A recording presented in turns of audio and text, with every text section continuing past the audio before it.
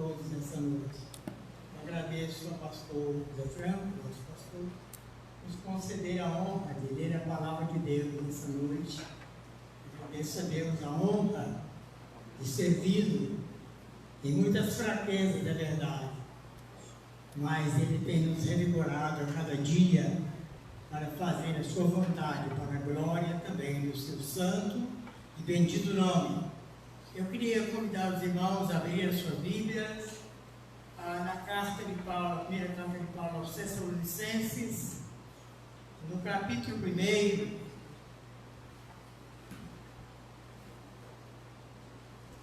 Tessalonicenses, 1 Tessalonicenses, capítulo 1. Leremos apenas alguns versículos no início, a partir do versículo 2. E pretendemos falar para a glória de Deus, nesta noite, sobre igreja ideal. Oh, glória! Assim como estamos reverentemente, vamos ler a palavra do Senhor a partir do versículo 2, do capítulo 1 de 1 Tessalonicenses. Sempre damos graças a Deus por vós todos, fazendo menção de vós em nossas orações, lembrando-nos sem cessar da obra da vossa fé, do trabalho do vosso amor e da paciência da esperança em nosso Senhor Jesus Cristo, diante do nosso Deus e Pai, sabendo, amados irmãos, que a vossa eleição é de Deus. Amém. Glória a Deus. Eu quero, nessa oportunidade, parabenizar a Igreja Batista Morado Vale pelos seus 33 anos de ordenação. Será no dia 22, exatamente. 33 anos de ordenação, mas essa igreja está aqui há 40 anos. Graças a Deus. Amém, irmãos? Amém. E tenho o privilégio nesta noite ler a palavra de Deus e falar alguma coisa a respeito de igreja ideal. E eu devo dizer que as Escrituras nos mostram que Deus está sempre procurando um povo para chamar de seu povo e pode ser o seu Deus. Aleluia. Desde lá dos primórdios, Deus está sempre chamando pessoas para dizer que essas pessoas são o seu povo e Ele quer ser o seu Deus. Quando abrimos a Bíblia em Gênesis capítulo 3, nós observamos que Adão fracassou. Eu imagino a tristeza de Deus. Certamente, claro, entendemos que na presciência de Deus, Ele tinha conhecimento da fragilidade daquele ser criado. Mesmo sendo a imagem e semelhança de Deus, era um ser criado. E esse ser criado, chamado Adão, tendo sido colocado no jardim, para cuidar do jardim, e tendo recebido o que há de mais formoso na terra, que é a mulher, recebido uma esposa, para complementar a sua felicidade ali, ele fracassou. Mas quando lemos o Evangelho de Mateus, a partir do capítulo 13, percebemos também que Israel fracassou. E tem fracassado através da história bíblica. E quando chegamos em Mateus 13, quando chegamos em Mateus 16, Deus traz à existência a igreja, que sois vós. E naquele texto, o Senhor Jesus Cristo estava caminhando em direção a Cesareia e perguntou aos seus discípulos: que dizem aí fora, que dizem as pessoas aí a respeito do Filho do Homem? E eles disseram: olha, uns dizem que tu és João Batista, outros dizem que é Elias, ainda outros dizem que é Jeremias. E então Jesus pergunta: mas vós, quem dizeis que eu sou? Disseram que ele havia dito que, perguntando que diziam a respeito do Filho do Homem, que era ele. E o que dizem a ele? Vocês, o que dizem a meu respeito? Então Pedro disse: tu és o Cristo, o Filho de Deus. Ao que Jesus respondeu: Simão Barjonas, não foi a carne e o sangue que tu revelou, mas meu Pai que está no céu. E sobre essa pedra edificarei minha igreja, e as portas do inferno não prevalecerão contra ela. Louvado seja Deus.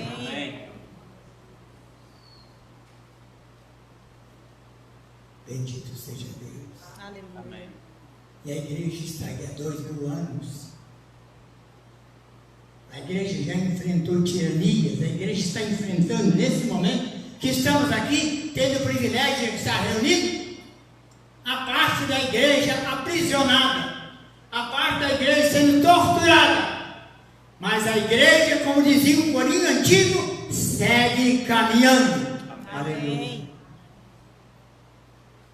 A igreja segue caminhando. A igreja não tem outra forma de fazer a não ser caminhar.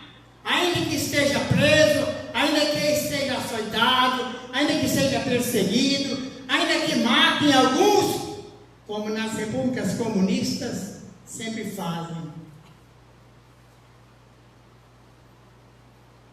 Mas a igreja foi edificada por Cristo. Deus trouxe a existência da igreja depois do fracasso de Adão e da sua própria nação Israel, que Ele ama muito. E nós vemos, meus amados irmãos, que essa mesma igreja tem caminhado, tem perseverado, tem lutado.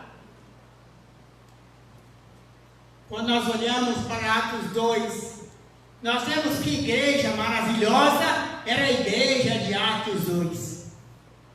Naquela igreja, aqueles irmãos, diz a Bíblia, que estavam sempre juntos. Eles tendo crido e sido batizados, eles estavam sempre em obediência à palavra de Deus, estavam sempre com os apóstolos. E a Bíblia diz que eles tinham um só coração, uma só alma. Que igreja poderosa, que igreja maravilhosa. Meus amados irmãos, oxalá Deus dê a mim e a cada um de nós o mesmo coração, o mesmo sentimento, o mesmo desejo, que eu seja de fazer crescer e prosperar o reino de Deus. Amém. Aquela igreja de Jerusalém, podemos chamá-la de uma igreja ideal em ação. É uma igreja ideal em ação. Então, quando abrimos esse texto, encontramos uma igreja que nós podemos chamá-la de igreja salva. Quando nós lemos Atos 17, vemos Paulo e Silas chegando a Macedônia. E a Bíblia diz que ali não havia igreja. E Paulo, como de costume, foi procurar a sinagoga dos judeus. E a Bíblia diz que durante 3 sábados, pode ser que eles tenham ficado com pessoas decididas, mas durante apenas 3 sábados, Paulo expôs as Escrituras, testificou de Cristo, dizendo que o Cristo deveria sofrer, padecer, ser morto, ser sepultado, ressuscitar. E Paulo enfaticamente falou diante daqueles judeus ali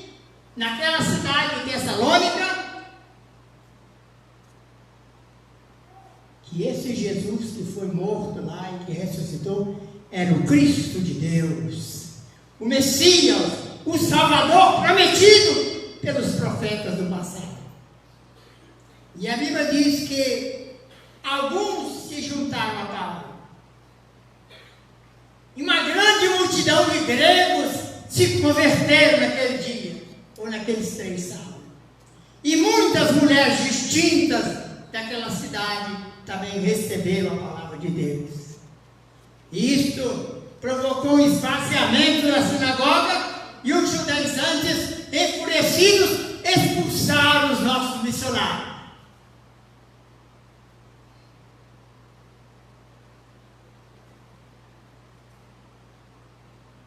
Mas aqueles irmãos não desistiram facilmente.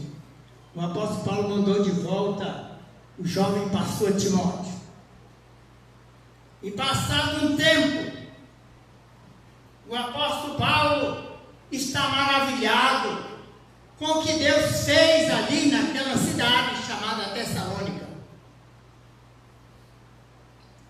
que era uma cidade da Macedônia, pertencente à Grécia, e era um domínio romano, uma cidade que ficava no extremo norte da Grécia. E a igreja ali prosperou tanto, e a igreja se fortaleceu tanto, que Timóteo trouxe um relatório ao apóstolo Paulo. Durante apenas, imagine, irmãos, um pregador chegar aqui nessa igreja e pregar durante 3 sábados, ou 3 domingos, ou 3 quinta-feira, ou 3 sexta-feira, e haver tantas conversões como houve ali. Parece que já tivemos tempo em que o povo tinha mais sede de Deus. Vivemos a era mais avançada da história, o maior avanço tecnológico e científico possível,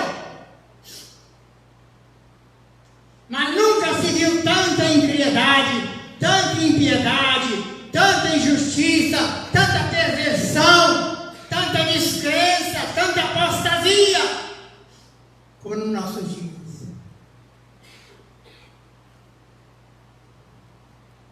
Mas aquela cidade chamada Tessalônica era uma terra fértil. Um pregador passou por ali e testificou de que Jesus Cristo era o Senhor, o Messias, o Salvador, prometido à nação de Israel.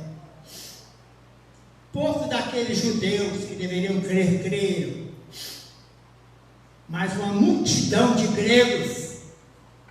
Aí cumpria-se o que Deus havia falado através de Paulo.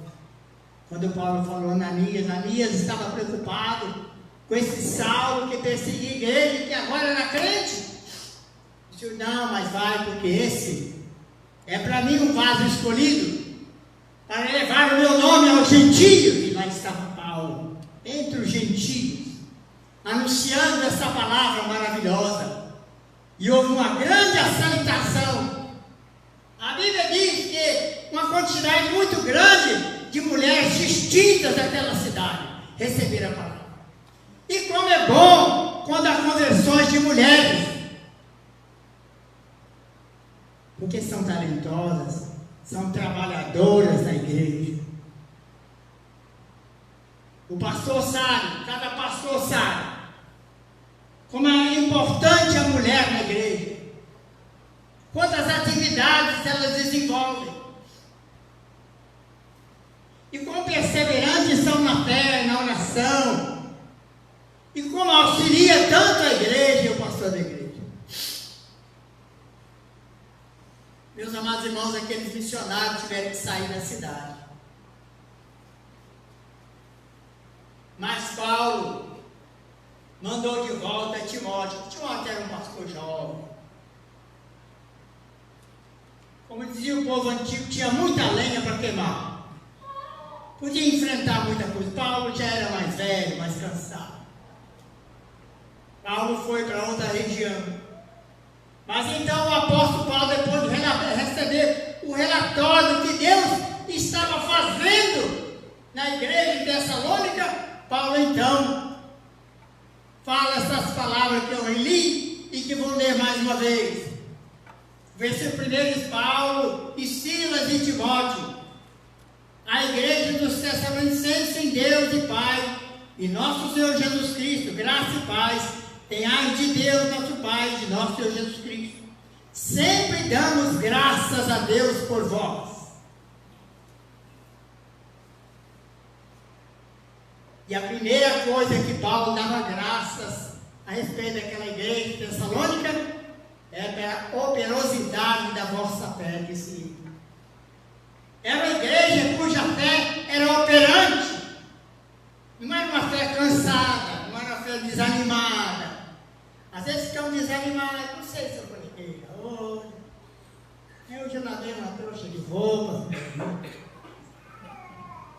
Os homens passaram 8 horas ou um pouco mais no serviço, chego em casa, eu estou muito cansado hoje.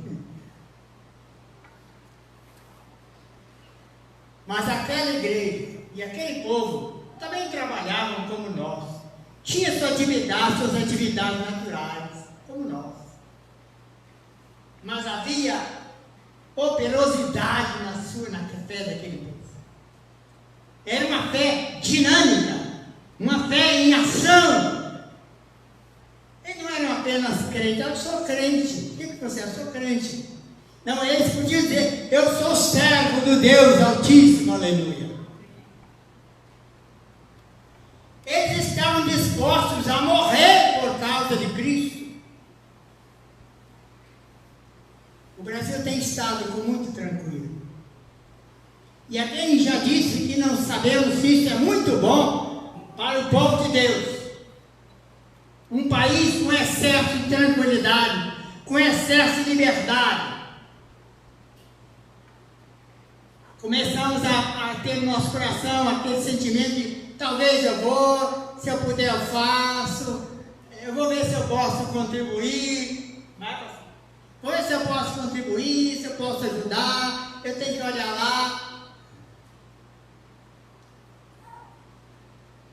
Não sei se eu contei aqui.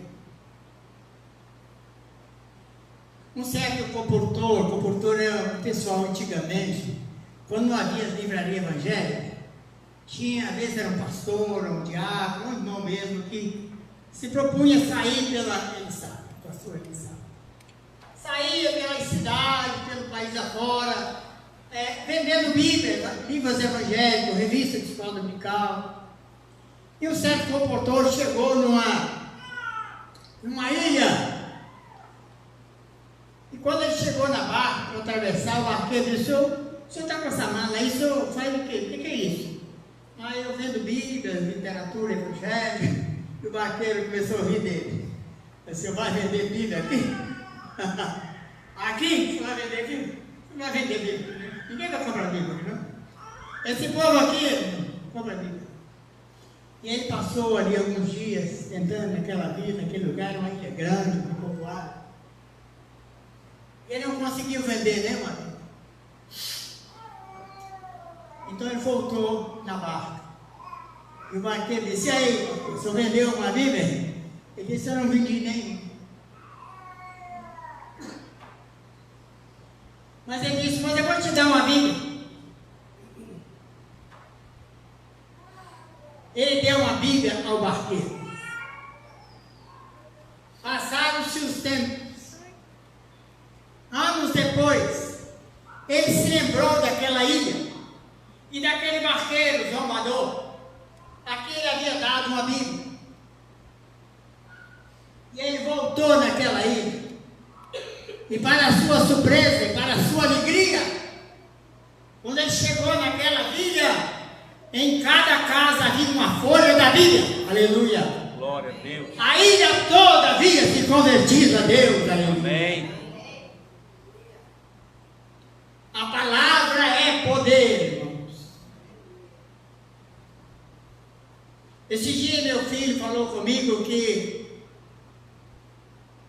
eu posso dizer, eu tenho um sobrinho na América, não é crente, e ele está com câncer. Ele está vivendo um tempo muito difícil, está muito magro.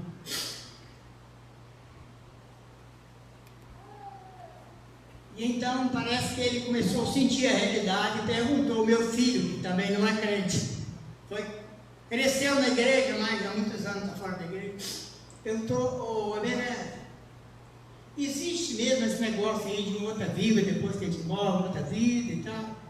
Aí o Ebenezer expôs as escrituras para ele. Ele disse: papai, olha, eu sei que eu estou com a vida toda trabalhada, mas eu falei muita coisa que eu sei da palavra de Deus. Aleluia! Louvado seja Deus. Amém. E eu creio que as palavras que ele disse, porque ele foi criado na palavra de Deus, ele foi criado na escola bíblica dominical. Ele nunca saiu de manhã, nem ele, nem a Pega, minha filha que está ali que é pastora, nem o Israel que está ali que é pastor, saíram de casa para a escola sem ouvir primeiro a leitura da Bíblia e a oração. Então meu filho expôs as escrituras. Falou: olha, eu sei que minha vida está toda errada, Flávio. Chama Flávio. Mas a Bíblia diz assim. E eu creio que o Flávio, meu sobrinho, está indesculpável diante de Deus. E eu falei: meu filho, falou: papai, eu sei que a minha vida não estava em condições, meu filho. O que tem poder é a palavra. Glória. A palavra. Glória. O poder está aqui, na Bíblia, a palavra de Deus. Amém.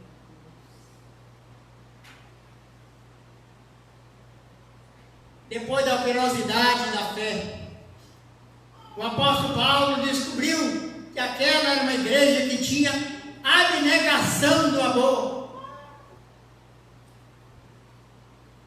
Era um povo desprendido. O coração estava cheio de amor.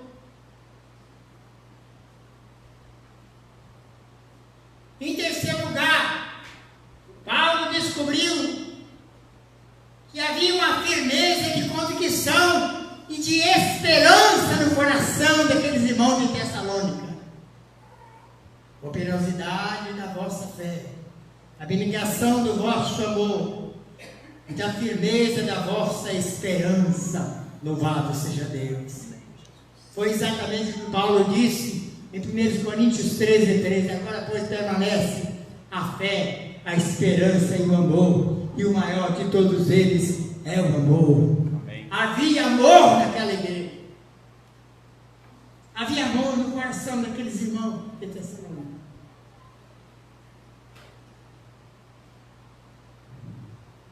O apóstolo Paulo declarou, depois de ouvir esses 3 itens, que aquela era uma igreja eleita. Uma igreja pronta para ser arrebatada. Uma igreja que Paulo não precisou doutrinar nada mais, não precisou dizer mais nada. As 3 mensagens pregadas, pastor, e a assistência pastoral de Timóteo foi suficiente para que a igreja estivesse numa situação de eleita, pronta. E pronta para qualquer coisa. A passar também por tribulação.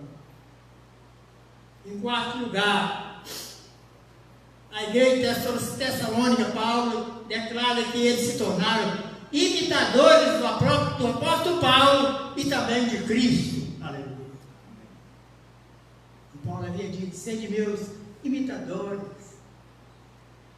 Falou aos Coríntios: sede meus imitadores, como eu sou de Cristo. Lá, essa igreja começou a imitar a Paulo e também imitar a Cristo Jesus. Aleluia. Oxalá nós comecemos a imitar o nosso pastor, na sua perseverança, na sua luta, nas orações, nas lágrimas, no testemunho, na vida, na consagração, na renúncia. Em quinto lugar, meus irmãos,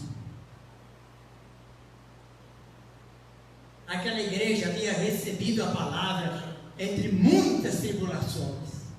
Mas por que tribulações? Porque Tessalônica era uma cidade de ídolos, um povo adorador de ídolos, e lá também estava o culto ao imperador. Em terceiro lugar estavam os judeus, que sempre procuravam, como diz a palavra antiga, atazanar a vida dos crentes ali. Tem sempre gente, alguém tentando te tirar da linha. Tem sempre alguém. Às vezes é no trabalho, às vezes é na escola, já para os estudantes que são crentes, às vezes um casal. O adversário sempre procura estar por perto para tentar atrapalhar a vida de alguém, do povo que seja na igreja de Deus. Em sexto lugar, meus irmãos, eles se tornaram um modelo. Ah, que coisa gloriosa! Uma igreja modelo, irmãos. Poxa, Deus faça de nós uma igreja modelo. Os irmãos de Tessalônica, eles se tornaram um modelo, irmãos. Modelo para a Macedônia, que ficava no norte. Modelo para a Caia, que ficava lá do outro lado, no sul. E por toda parte se falava o testemunho da igreja do povo de Tessalônica, daquela igreja. Ah, meus irmãos, assim o Senhor nos faça, nós também. Que o nosso testemunho possa avançar pela cidade até de Valadares e atravessar a fronteira dessa cidade. Para que Cristo seja exaltado em nós. Para que Deus tenha prazer de ter investido o seu Filho na minha vida, na sua vida, nas nossas vidas. Aleluia. Bendito seja Deus. A Bíblia diz que aqueles irmãos eles deixaram tudo, toda a idolatria, e se converteram a Deus e o fizeram de todo o coração. O apóstolo Paulo diz no verso 8 que repercutiu a palavra do Senhor por causa daquela igreja, não só na Macedônia, mas na Caia e em toda parte. E não só se tornaram crentes modelo, mas pregaram o evangelho por toda parte, por onde iam.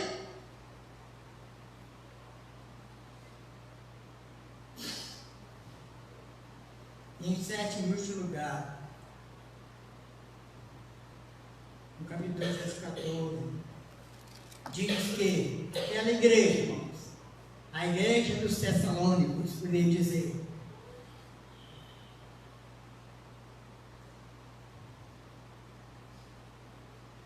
tanto assim, diz Paulo, que vos tornastes imitadores das igrejas da Judéia. Eles se tornaram imitadores da igreja de Jerusalém, de Atos 2. Daquelas igrejas primeiras, quando os apóstolos cheios do Espírito pregavam a palavra com tanto poder e autoridade, que os demônios saíam das pessoas, os cegos eram sarados, mudos podiam ouvir, cegos podiam ver. A sombra de Pedro curava as pessoas. Os aventais de Paulo também curavam as pessoas. Havia virtude. O poder de Deus estava sobre a igreja de Jerusalém, sobre os apóstolos, sobre os crentes. E quando veio a perseguição, os que foram dispersos pregavam por toda parte, cooperando o Senhor com sinais, com maravilhas, com prodígios. E uma multidão de gente se convertia. Rapidamente a igreja passou a 5.000, depois 10.000, e o historiador disse que aquela igreja de Jerusalém chegou a 100.000 pessoas. E aí veio a perseguição. Esses irmãos de Tessalônica se tornaram imitadores das igrejas de Deus da Judéia, irmãos. E há um fato sobre eles. que a mesma perseguição que aconteceu às igrejas da Judéia também aconteceu com ele. E eles se mantiveram fiéis, perseveraram na palavra de Deus. E por isso que Paulo está agora entusiasmado, Paulo está felicíssimo. Paulo é um pastor escrevendo uma carta à igreja, da qual ele tem orgulho, tem prazer, tem satisfação de saber a notícia, porque não precisava acrescentar nada na sua palavra acerca daqueles irmãos.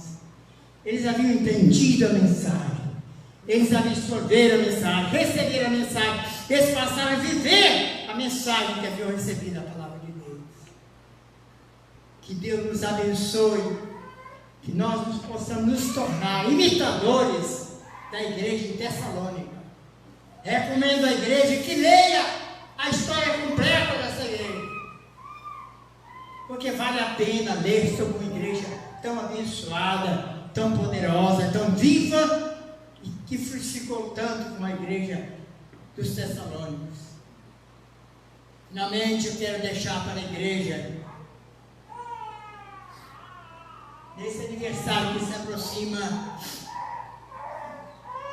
o versículo 13 do capítulo 3, para confortar o vosso coração, para que sejais irrepreensíveis em santidade diante do nosso Deus Pai, na vida de nosso Senhor Jesus Cristo, com todos os santos. Amém. Amém. Que Deus abençoe a igreja. Que Deus dê a essa igreja mais 33 anos. E mais 33 anos. Amém. Até o dia glorioso do arrebatamento da igreja. Amém. Amém. Deus abençoe os irmãos. Obrigado.